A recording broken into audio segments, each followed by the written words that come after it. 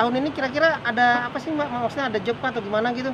Di akhir tahun kalau aku pribadi kalau single belum. Yang Manis Manja juga karena kemarin waktu pandemi itu sudah ngeluarin single, tapi karena pandemi jadi kegiatan kita untuk promo ke radio dan lain sebagainya itu agak tertunda. Jadi mungkin di tahun depan ini semoga pandeminya udah, tapi sekarang agak-agak ganas lagi ya. Mudah-mudahan nanti kalau udah agak-agak aman, kita mau jalanin dulu promo untuk single dari Manis Manja tuh. Oh gitu. Artinya Manis Manja Group kembali lagi Mbak, bisa bilang seperti itu? Dibilang kembali lagi sih, kalau kembali kan berarti sempat ngilang ya. Sebetulnya kita tuh hampir setiap tahun sih ada aja single, karena mungkin sarana untuk mempromosikannya itu di TV kita kurang dapat kesempatan, sehingga mungkin orang masyarakat kadang nggak tahu, oh Manis Manja ada lagu baru ya, padahal sebetulnya ada single baru Manis Manja. Oh gitu.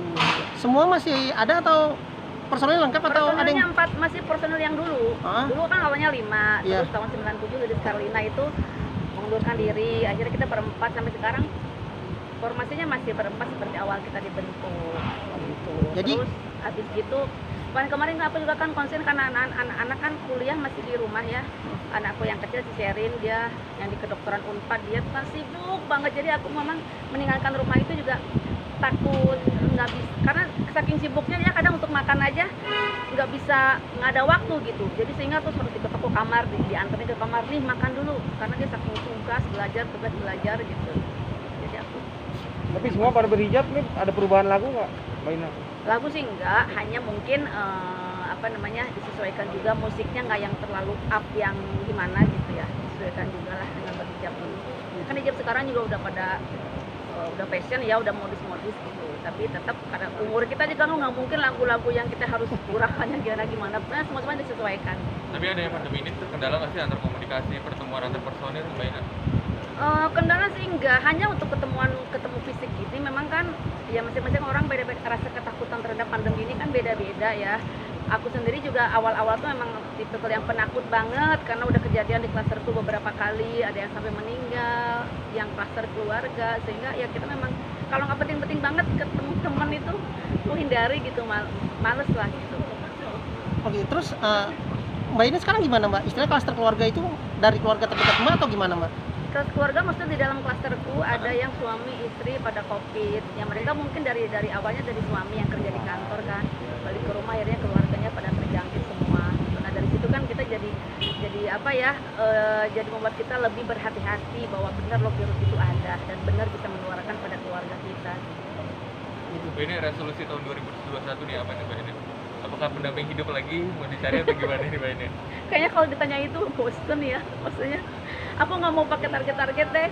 Yang jelas aku ada ataupun nggak ada suami, yang jelas aku kepengen di rumah itu dengan anak-anak membuat suasana nyaman gitu. Alhamdulillah selama ini tidak ada komplain dari anak-anak, mau ada atau nggak ada pendamping, anak-anak itu udah cukup bahagia dengan ada mamahnya yang selalu ada, apapun keinginan kebutuhan mereka, insya Allah alhamdulillah mamanya bisa mengcover semua.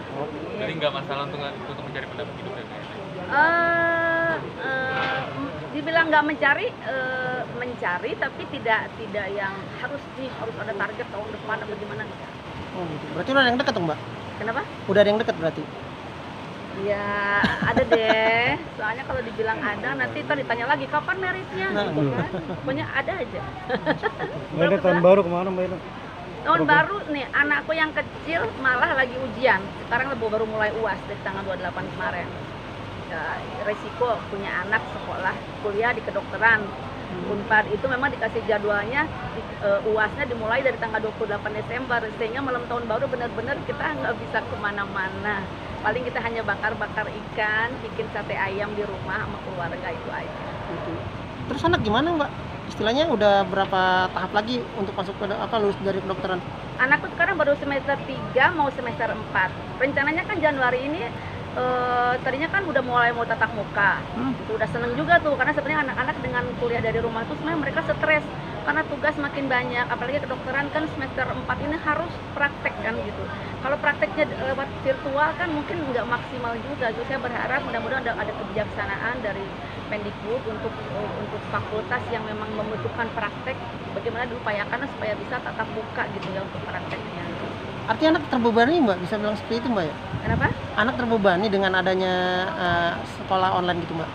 Iya, saya ngelihatnya aja ikutan stres, pusing gimana yang ngejalanin gitu.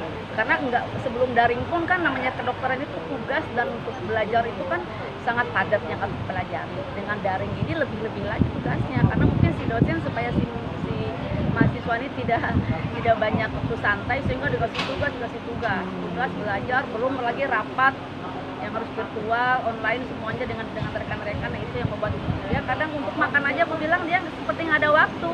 Jadi kadang mah tolong makan dibawa ke atas, akhirnya aku yang bawain ke atas, bawain ke kamarnya. Jadi di sela-sela waktu istirahat dia makan, setelah itu udah dia konsen lagi ke depan laptopnya itu.